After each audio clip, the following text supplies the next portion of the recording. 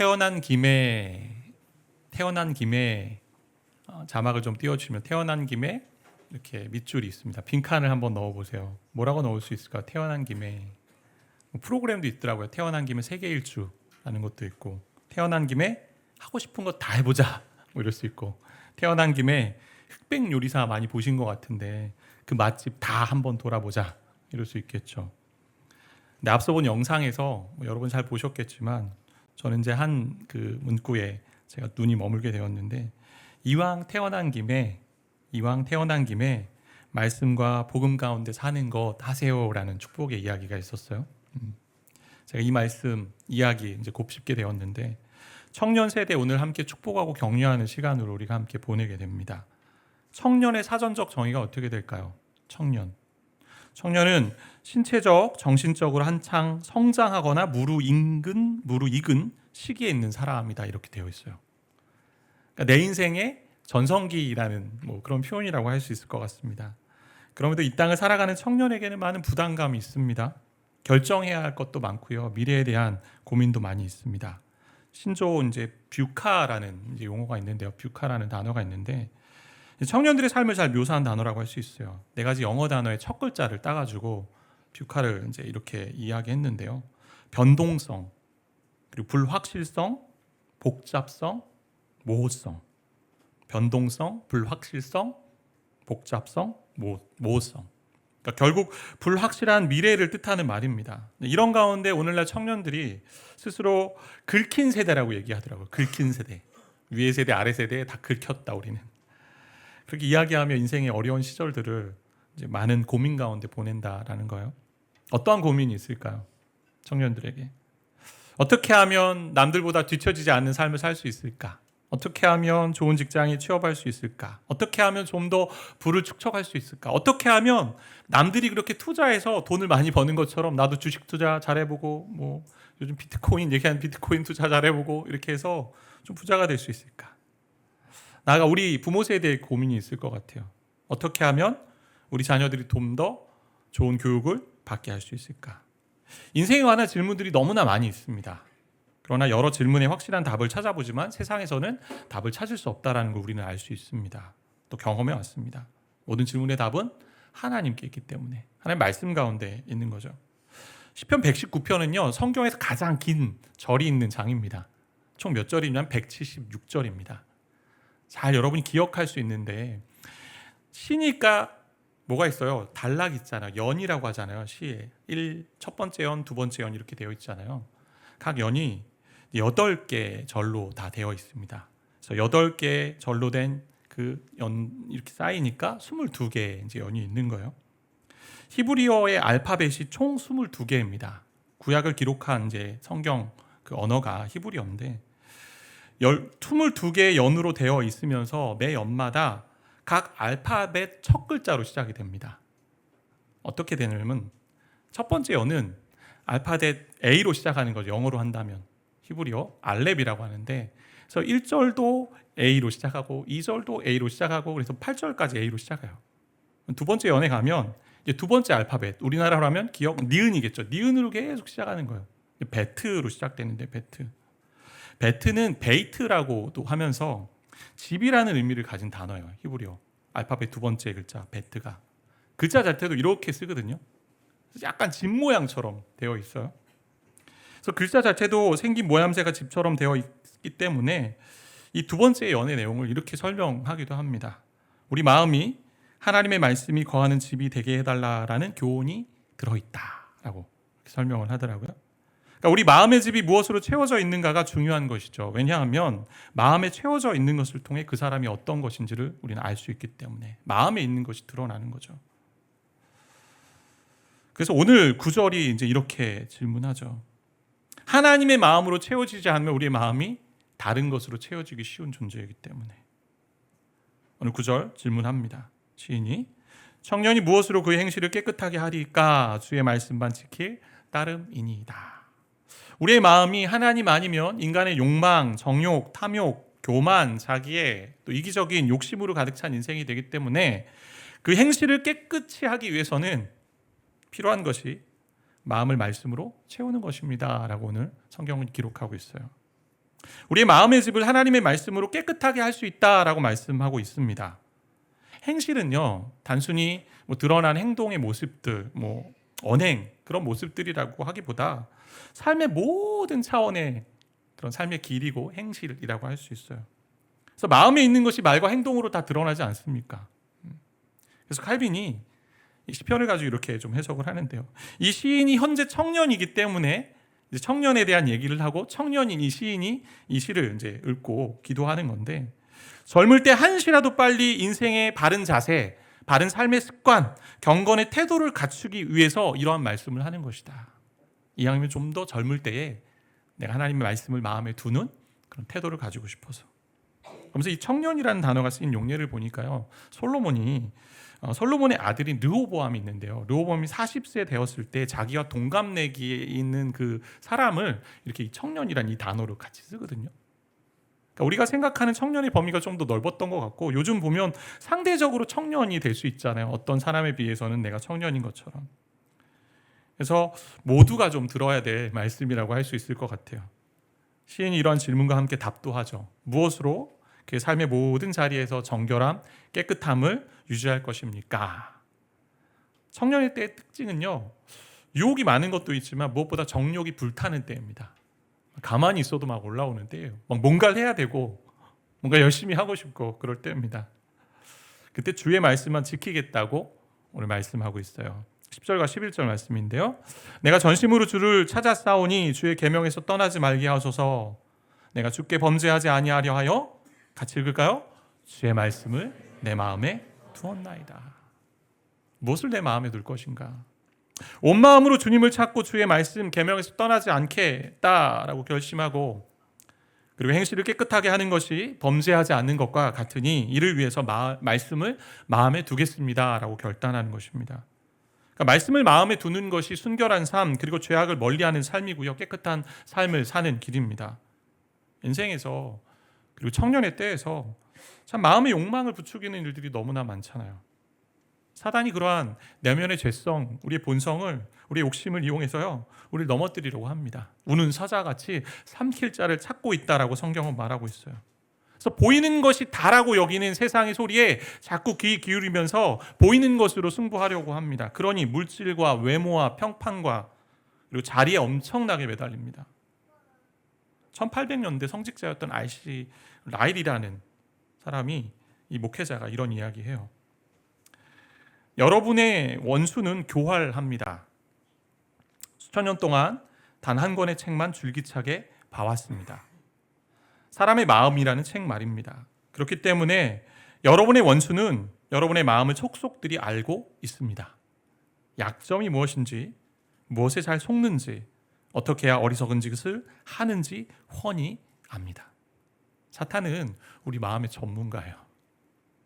누구보다 우리 약점을 아는 이 원수 사단이 그 약점을 가지고 흔들어 버립니다. 그러니 인간이 쉽게 넘어가고요, 속임수에 빠지고 공격에 넘어가게 됩니다.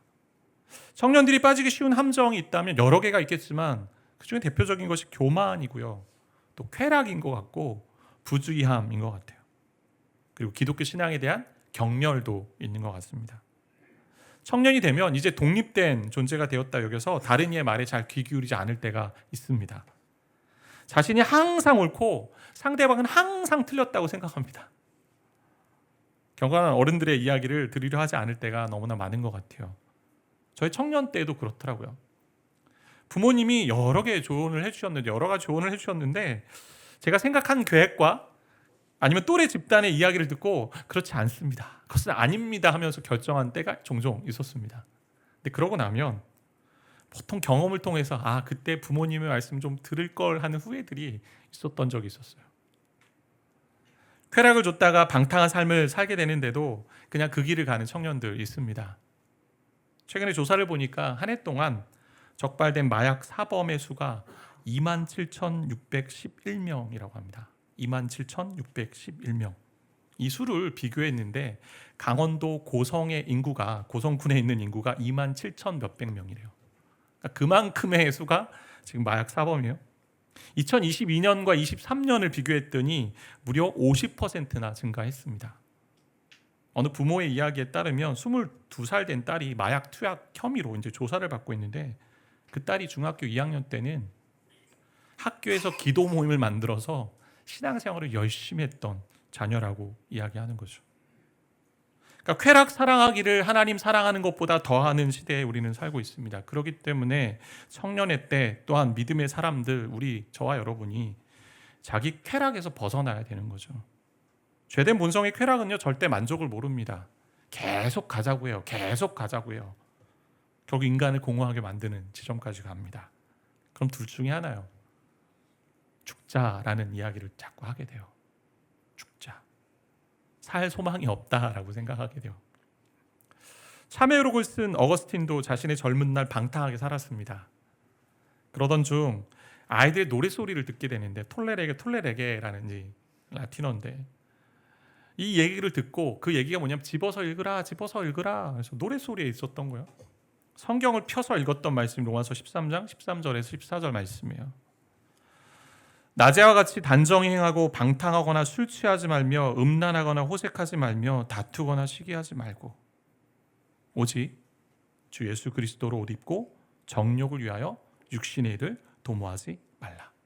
이 말씀 때문에 어머니의 간절한 기도도 많이 있었지만 이 말씀으로 하나님께로 돌아왔습니다. 어거스틴이 말씀 안에서 회개하고 하나님을 믿는 역사 경험한 것이죠. 말씀이 그를 하나님께로 이끌었고요, 또 하나님 안에서 정결한 삶으로 이끌어간 거예요. 그럼에도 많은 사람들이 안타까운 부분이 있다면 자신이 하나님의 말씀, 주의 계명에서 떠나는 것을 눈치도 채지 못하고 살아가고 있어요. 내가 점점 멀어지고 있는데.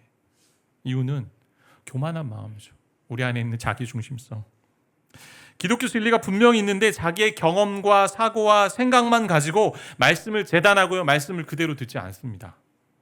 말씀 안에 있다 여기지만 스스로는 착각 가운데 있는 것이고 자기 이심의 목소리에 갇혀 살아가기도 해요. 이를 위해서 말씀을 마음에 두는 것, 내 마음의 집에 말씀으로 채우는 것이 저와 여러분에게 필요한 거예요. 그 말씀이 저와 여러분 그리고 우리 청년들을 살리는 말씀이 되기 때문에, 오늘 함께 찬양한 것처럼 위대하신 하나님이 우리 가운데 말씀으로 역사하시기 때문에, 그러면 신자가 죄와 맞서 싸울 수 있는 무기는요, 바로 말씀을 내면화하는 것, 마음에 새기는 겁니다. 다시 한번요. 신자가 죄와 맞서 싸울 수 있는 무기는 바로 말씀을 내 마음에 새기는 것, 마음에 새기는 것, 마음에 내면화시키는 것. 우리가 말씀을 보면서 단순히 말씀을 죄를 지적하고 정죄하는 율법의 기능만 하는 것으로 보아서는 안 돼요. 분명히 그것이 있어야 합니다. 우선돼야 합니다. 그런데 하나님은 말씀으로 자신의 죄를 보게 한 자에게 그냥 내버려 두지 아니하시고 호세아 6장에 있는 말씀처럼 상하게 하지만 싸매시고 고치시고 치료하시는 분이십니다. 그걸 예수 그리스도로 보여주셨잖아요. 죄를 우리가 보게 됩니다. 근데 거기서 두지 않으세요. 돌이키는 자에게 하나님 치료하시고 회복시키시는 은혜를 보여주십니다. 그게 말씀의 역사입니다. 그래서 말씀을 보며 깨닫고 믿고 나아가 순종하는 자로 하여금 하나님은요, 죄악의 그 아픔 속에 있는 자를 그냥 두지 아니하시고 생명과 구원과 소망의 길로 인도하시는 줄 믿습니다. 이게 말씀의 역사예요. 그렇기 때문에 말씀을 마음에 두는 삶으로 저와 여러분은 살아내야 되는 거죠. 그것이 성도의 삶이고요, 젊은 시절에 만들어야 할 중요한 신앙의 습관입니다. 또한 우리 다음 세대에게도 전수해야 될 태도이자 자세입니다. 하나님 말씀을 마음에 두지 않으면 우리 마음의 집에 다른 것이 거하고요, 그것이 주인 행세합니다. 세상에 헛된 것이, 그리고 하나님과 대적하는 것이 주인 행세하고 마음을 움직이기 때문에 결국 우리는 타락한 인생이 있기 때문에 죄된 본성에 따라 악한 곳으로 나아갈 수밖에 없다는 거죠. 스스로 괜찮아요, 목사님. 저 말씀 잘 안 읽지만 괜찮아요. 저 잘 있어요. 이런 분도 있을 거예요. 근데요, 지금은 몰라도 계속 쌓이면요, 나중에 해를 입습니다. 많은 성도들 그렇게 했던 거 많이 봤어요, 저도. 우리가 불량식품을 많이 먹으면요, 당장은 피부로 느끼지 못하지만 쌓이면 어떻게 해요? 결국 탈이 납니다. 탈이 납니다. 그래서 말씀으로 다음 세대, 청년 세대, 또한 모든 성도들의 마음을 채우는 것, 이 싸움이 영적인 싸움이에요. 어떻게 하면 이 땅에 성공할까? 어떻게 하면 이 땅에서 마음이 원하는 대로 살까? 이런 질문 가지고 싸우는 것이 아니고 하나님의 말씀으로 어떻게 이 땅에서 정결하고 순결한 삶, 그리고 이 말씀을 내 마음에 두는 삶, 그 싸움 싸울까? 이 고민이 저와 여러분의 고민이 되어야 되는 거죠. 그리고 말씀 안에 답을 찾아야 돼요. 그러기에 말씀이 마음에 와 있어야 하는 것입니다. 어떤 분이 그리스도인이 된 이유를 이렇게 설명하셨어요. 아내가 그리스도인이어서 성경 공부 모임에 같이 다녔습니다. 하지만 믿음은 없었어요. 일부러 리더의 잘못을 찾아내려고 질문을 퍼붓고 거기 모인 사람들을 한 방 먹이고 싶은 마음에 짓궂은 질문도 여러 차례 정말 많이 했습니다. 내가 얼마나 해박하고 그 사람들이 얼마나 맹목적인지 밝혀내려고 질문할 때도 많이 있었습니다. 그러나 1년여쯤 지나면서 내 질문이 달라졌다는 것을 깨달았습니다. 내가 옳음을 증명하기 위해서 혹은 아주 퉁명스럽게 나의 주장을 관철시키기 위해서가 아니라 정말 진리를 따르고 싶어서 질문하는 나를 발견하게 되었습니다. 하나님의 말씀이 내 마음속에 들어와 있었다는 것을 알게 된 것이죠. 말씀이 마음에 들어오기 위한 장애물들을 우린 제거해야 돼요. 내 죄의 참 모습을 보는 것에 대한 불편함이 있을 수 있고요. 내가 가지고 있는 사고와 생각만 가지고 이게 맞다라고 말씀을 재단하는 교만함이 있을 수 있고요. 기독교 진리에 대해서 이건 너무 구태의연한 거야. 말씀으로 이 땅을 살아가는 것, 말도 안 돼. 어떻게 그렇게만 살아? 하는 그 세속적인 생각을 우리 주님은 내려놓기를 원하시는 거죠. 말씀이 청년들 그리고 저와 여러분 가운데 임하면 하나님의 놀라운 역사가 일어날 줄 믿습니다. 그렇다면 말씀을 마음에 어떻게 좀 둘 수 있을까요? 12절부터 나오는 구절이 그 질문에 설명을 해주는 구절인데요. 하나님의 말씀과 관계함의 자리라는 이제 두 가지로 좀 설명해 볼 수 있는데, 하나님의 말씀과 관계함, 첫 번째, 말씀을 위한 인간의 노력이 필요합니다. 두 번째는 말씀을 위한 하나님의 도우심이 필요한데, 첫 번째부터 보면 말씀을 위한 인간의 노력이 필요한데요. 12절부터 16절까지 여러분 눈으로 한번 구절들을 봐주세요. 12절 보니까 여호와여 주의 율례들을 내게 가르치셔서 가르침이 필요합니다. 말씀에 대한 주의 입의 모든 규례들을 나의 입술로 계속 선포합니다. 말하는 거예요. 입술로 하나님 말씀. 그리고 15절 보니까 작은 소리로 읍소리입니다. 이게 묵상하다라는 거죠. 계속 되뇌요. 암송하는 거예요. 그리고 16절 주의 말씀을 잊지 않습니다. 저와 여러분이 말씀을 대하는 기본적인 태도들이 다 여기 들어있어요. 말씀을 읽고 듣고 소리내어 묵상하고 암송하고 기억하기 위해서 다양한 활동들을 하는 거죠. 다중 감각 경험을 통해서 말씀이 내 것이 되도록 만들어내는 일들을 한다라는 겁니다. 그런데 중요한 것은요, 이런 일들을 어떻게 해야 돼요? 매일 해야 돼요. 꾸준히 해야 해요.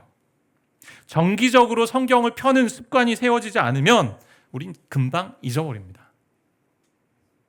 잊지 않고 기억하기 위해서 최선의 방책은 뭐예요? 반복이에요. 반복. 꾸준히 하는 겁니다. 사람의 위대한 일은요, 한 번의 큰 업적이 아니라 일련화된, 반복화된 습관이라는 그 말씀이 있어요. 저 여러분이 얼마나 성경을 펴고 있을까요? 어떻게 펴고 계세요? 잘 따라오고 계세요? 렉체인 성경 읽기도 하고 큐티도 하시고 또 묵상도 하시고. 제가 젊은이들에게 도전하고 싶은 것이 있다면 젊을 때 성경 많이 읽으세요. 저 은사 목사님 젊을 때 대학교 다니면서 그분은 신학 공부를 할 생각이 아니었는데 하루에 1시간 영어 공부하고 1시간을 북한 공부하고 2시간을 성경 읽으셨대요. 그래서 그분이 했던 얘기가 뭐냐면, 내가 이렇게 신학교 갈 줄 알았으면 내가 4시간 성경 읽을 걸. 그런 얘기 하셨거든요. 뇌 활동이 활발하고 체력적으로 더 힘이 있을 때 성경 많이 읽으세요. 많이 기억될 겁니다. 더 저보다 이제 연배가 있으신 분 계시지만 저도 50을 이제 바라보는데 잘 까먹어요. 어제 한 일도 잘 기억이 안 나요. 어제 분명히 왼쪽 서랍에 뭔가를 넣어놨는데 이게 오른쪽에 있고 막 기억할 때.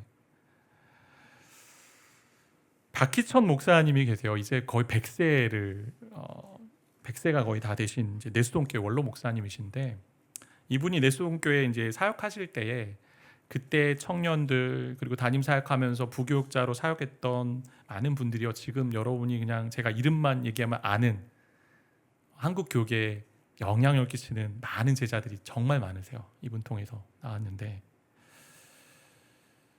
이분이 정말 성경을 열심히 읽으신 분입니다. 보통 매일 7시간, 8시간 성경을 읽었고요. 많이 읽을 때는 11시간까지 읽으셨다고요. 근데 90세가 넘어가면서 이제 3시간, 4시간 정도 읽으신대요. 성경책이 이제 정해진 분량을 매일 읽는데 빠뜨리지 않고 읽었던 것은 뭐냐면 매일 읽는 분량과 함께 매일 시편은 5편, 잠언은 한 장씩. 잠언 한 장씩 읽으면 31장이니까 한 달이면 다 읽거든요. 그리고 1년에 12번 읽어요. 잠언만. 시편은 매일 5편씩. 5편씩 읽으니 시편도 한 달이면 150편이니까 한 번 읽는 거예요. 2022년 인터뷰 때 보니까 그때만 해도 시편 잠언만 800번 읽으셨대요. 800번. 그렇게 다 안 읽으셨음에도 그분이 했던 얘기가 뭐냐면 성경 전체를 태산에 비유한다면 저는 그저 태산 한 모퉁이를 긁다가 온 것 같습니다. 그리고 목회자들에게 계속 도전했던 게 뭐냐, 히말라야 산에 올라가 보지 않은 사람이 히말라야에 대해서 말할 수 없다. 성경을 완전히 읽어보지 않은 사람이 성경에 대해서 이야기하는 것은 잘못된 거다. 비단 목회자에게만 주시는 도전이기도 하지만 모든 성도에게 주시는 권면이라고 생각이 돼요. 왜냐하면 성경에 우리 영혼의 해답이 담겨 있기에, 죄가 무엇이며 예수가 우리를 위해 무엇을 하셨고 또 우리의 행실을 깨끗하게 하는 것이 무엇이며 앞으로 우리가 걸어갈 길이 어디에 있는지 알려주는 해답이 있기에. 그래서 읽고 보고 말로 선포하고 묵상하고 암송하고 이렇게 해야 돼요. 근데 이것이 가능한 것 어떻게 합니까? 14절 16절처럼 성경을 즐거워하니까 가능하죠. 억지로 읽으라고 해서 읽어집니까? 뭐 그것도 필요한데, 그런 자세도. 성경이 너무 즐거운 거예요. 왜? 성경 말씀을 통해 살아보니 너무나 행복하거든요. 하나님의 말씀이 이루어지는 게 너무나 즐겁거든요. 세상 사람들이 얘기하는 세상의 기준 가지고 살지 않아도 내 삶이 완전한 것을, 풍족한 것을 경험하니까요. 청년들, 우리 성도님들, 무엇을 즐거워하고 계십니까? 세상 사람들이 원하는 것들만 동일하게 즐거워하면요, 우리 영혼은 피폐해집니다. 물론 하나님이 주신 것, 모든 것이 하나님 주신 것이기 때문에 감사함으로 받으면 버릴 것이 없고요, 감사와 또 기도와 말씀으로 또 함께 받으면 누릴 수 있어요. 그러나 우리 죄된 본성 때문에, 저와 여러분의 죄된 본성 때문에 쉽게 우리는 게을러지고요, 악한 쪽으로 가기 때문에 애써서 역행하는, 노를 역행하면서 저어가야 되는 거죠. 말씀을 대하고 말씀을 마음에 채우는 노력이 필요한 거죠. 두 번째, 하나님의 말씀과 관계하면서 말씀을 위한 하나님의 도우심이 필요한데요. 10절과 12절 말씀 보시면 우리 같이 좀 읽어볼까? 10절 말씀, 내가 전심으로 주를 찾았사오니 주의 계명에서 떠나지 말게 하소서. 12절입니다. 찬송을 받으신 주 여호와여 주의 율례들을 내게 가르치소서. 이 두 구절은요, 신의 마음을 담은 간구이자 기도죠. 가르쳐 주십시오. 떠나지 않게 해주십시오. 모든 성경은 하나님의 감동으로 된 것입니다. 그렇기 때문에 하나님이 말씀해 주시고 가르쳐 주지 않으면 이해할 수 없는 책이 성경입니다. 아무리 많이 읽어도 깨달아질 수 없습니다. 성령께서 우리에게 빛을 비춰 주셔야만 알 수 있습니다. 이것을 성령의 조명이라고 얘기하죠. 우리가 등이 있는 게 이제 조명이라고 하잖아요. 밝게 보여주셔야 되는 거예요. 마치 어두운 길을 가는데 랜턴을 가지고 갈 때, 플래시를 가지고 갈 때 빛이 비쳐서 그 길을 보여주듯이. 이런 말이 있어요. 성령의 은혜 없이 성경을 깨달으려 하는 것은 눈 없이 성경을 읽으려는 것이다. 성령의 은혜 없이, 성령의 조명 없이 성경을 깨달으려 하는 것은 눈 없이 성경을 읽으려고 하는 것이다. 그래서 바울을 통해 주신 하나님의 말씀처럼 기도해야 하죠. 우리 이 말씀을 좀 기도하는 기도 제목으로 삼았으면 좋겠어요. 에베소 1장 17절 말씀인데요, 같이 좀 기도하는 마음으로 읽어봅시다. 우리 주 예수 그리스도의 하나님 영광의 아버지께서 지혜와 계시의 영을 너에게 주사 하나님을 알게 하시고. 우리가 하나님을 알 수 있는데 전제가 뭐예요? 지혜와 계시의 영을 받아야 알 수 있다. 성령께서 조명해 주셔야만 이 말씀을 제대로 깨달아 알 수 있다. 영적 지각을 열어달라고 기도하세요. 주의 말씀을 보고 바르게 깨달을 수 있도록 좀 알려주십시오. 기도하세요. 그 말씀이 있어야 바른 길, 하나님 원하시는 길, 거룩의 길, 저와 여러분이 갈 수 있습니다. 이렇게 기도하며 읽을 때 우리는 이 말씀이 사람의 말이 아니라 하나님의 말씀이라는 것을 알게 됩니다. 그 얘기는 뭐냐? 인격을 경험하는 거예요. 단순히 문자, 죽은 이야기, 죽은 말씀을 경험하는 것이 아니라 말씀을 통해 인격과 인격이 만나는 것입니다. 그게 하나님 만나는 자리예요. 저와 여러분이 함께 기도하며 읽기를 원해요. 매일 아침마다 시간이 될 때마다 하나님 말씀의 의미를 깨닫게 해주십시오. 그리고 이 말씀을 내 마음에서 떠나지 않게 해주십시오. 이스라엘이 남유다와 북이스라엘로 분열되었던 때가 있잖아요. 이스라엘 역사 가운데. 근데 남유다 왕국에 말씀에 대한 자세가 대조되는 두 명의 왕이 있습니다. 아주 정반대로 대조되는 두 명의 왕이 있는데 성경을 펴서 읽기가 무섭게 성경을 갈기갈기 찢어 불에 던진 여호와김이라는 왕이 있습니다. 예레미야 36장 23절에 보니까 여호디가 선호 쪽을 낭독하면 왕이 여호와김 왕이에요. 왕이 칼로 그것을 연하여 베어 화로 불에 던져서 두루마리를 모두 태웠더라. 성경의 가르침에 깊은 적개심을 푹 모여 순종하지 않기로 다짐한 거죠. 근데 이에 반해 요시야 왕은요, 성경을 읽은 즉시 자신의 옷을 찢고 하나님께 큰 소리로 부르짖으며 회개했습니다.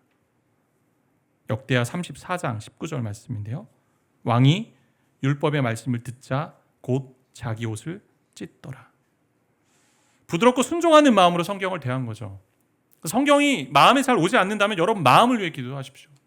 부드러운 마음 주십시오. 듣고 순종하는 마음 주십시오.